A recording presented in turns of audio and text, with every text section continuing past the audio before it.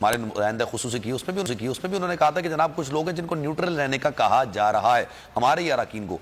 तो क्या आपके पास इतलात है कौन कौन से ऐसे अराकीन हैं जिनको प्रेशर डाला जा रहा है, या कोई ऐसी इतलात है मुसद्दिक आपके पास?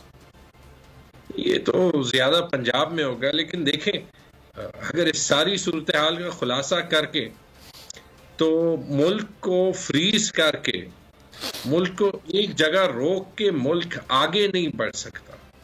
जाती अना में आके पर्सनल जो हमारी ख्वाहिशात हैं या जो पर्सनल हमारे फवायद हैं उनके लिए जो है वो हम पूरे मुल्क को सैक्रिफाइस नहीं कर सकते, नहीं कुर्बान कर सकते। इससे बेहतर मिसाल क्या हो सकती है? हमारी जो खैबर पख्तूनख्वा में हुकूमत है जो 7-8 महीने और चलनी चाहिए, जब वो नेशनल इंटरेस्ट में हो तो, और खान साहब ने कहा तो हमने बिल्कुल कहा कि जी हम इसी वक्त जो है वो असेंबलियां तहलील कर देंगे। लेकिन अगर ऐसे होगा कि आज भी लोगों को न्यूट्रल कहा जाएगा रहने का, अगर आज भी जो है वो सियासी जोड़ तोड़ होगी तो ना जमहूरियत आगे बढ़ेगी, ना पाकिस्तान के इश्यूज जो है। थोड़ी सी और आगे की बात कर लेता हूं मैं, और आगे की बात करता हूं। लेट सपोज 11 तारीख से पहले पंजाब असेंबली, मैं एक इक्वेशन आपके सामने रख रहा हूं, उसके बाद आप उसको जवाब दीजिएगा। पंजाब असेंबली के भी असेंबली दोनों तहलील हो जाती है, चले जनाब तहलील हो गई, 3 महीने के बाद इसमें इलेक्शंस होते हैं, इलेक्शंस भी हो जाते हैं, आपकी हुकूमत पंजाब और केपी में दोबारा आ जाती है। आपका जो अल्टीमेट गोल था जिसमें आपने जनरल इलेक्शंस कराने थे, अगर वो नहीं हुआ और फिर इन इलेक्शंस की वजह से हो सकता है कह दें कि जनाब अभी हम जनरल इलेक्शंस नहीं करा सकते, टेक्नोक्रेट्स की हुकूमत है, उसको काफी आगे चलाते हैं, फिर क्या होगा सर? तो हो नहीं सकता ना। दो चीजों को लेते हैं। एक, अगर खैबर पख्तूनख्वा में पंजाब में इलेक्शंस हो तो उसकी वजह से तो नेशनल इलेक्शंस नहीं रोक सकते, क्योंकि किसी भी सूबाई असेंबली को तहलील करना ये चीफ मिनिस्टर का हक है, और ये एक रेडिकल मूव जरूर है, लेकिन ये दुनिया में हर पार्लिमानी जमहूरियत में होता है। बरतानिया में बार बार वज़रा आज़म जो है, क्योंकि वहां पे यूनिटरी फॉर्म ऑफ गवर्नमेंट है, जी। तो वो अर्ली इलेक्शंस कॉल करने के लिए असेंबलियां तहलील करते हैं, और इसलिए अर्ली इलेक्शंस कॉल करते हैं कि उनके ख्याल में जब उनको मेजॉरिटी ज्यादा करनी हो अपनी, तो वो अर्ली इलेक्शंस कॉल करते हैं। आखिरी बार 2019 में हुआ था, टेरेसा मे ने किया था।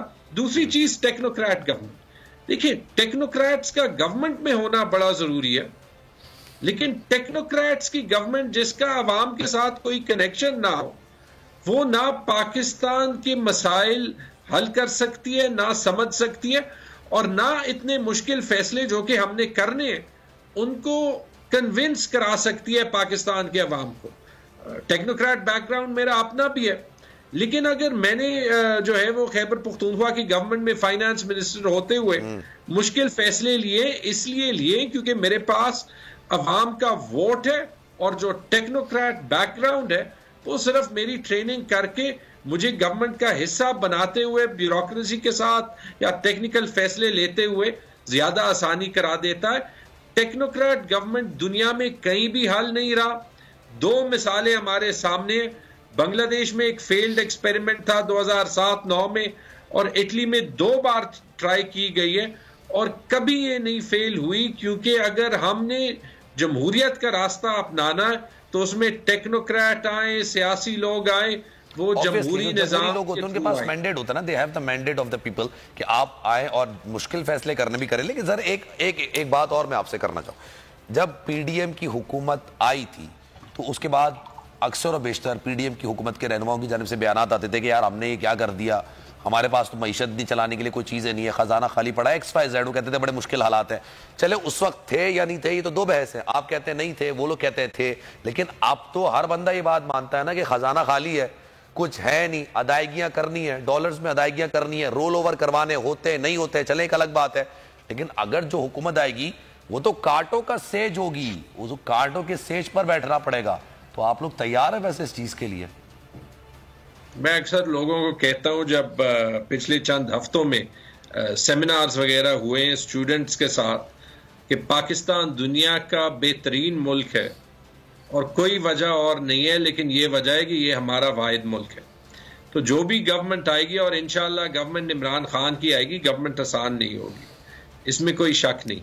हमारी इकोनॉमिक टीम पिछले 2 महीनों से काम कर रही है सिर्फ वही इकोनॉमिक पॉलिसीज बनाते हुए नहीं, जिसका तो मीडिया पे तस्करा बहुत होता है, लेकिन इस तरीके से इम्प्लीमेंटेशन करना जिससे मुल्क आगे जा सके। लेकिन इसमें किसी को शक ना रहे कि पहला साल, दूसरा साल इलेक्शन के बाद भी बड़ा चैलेंजिंग रहेगा।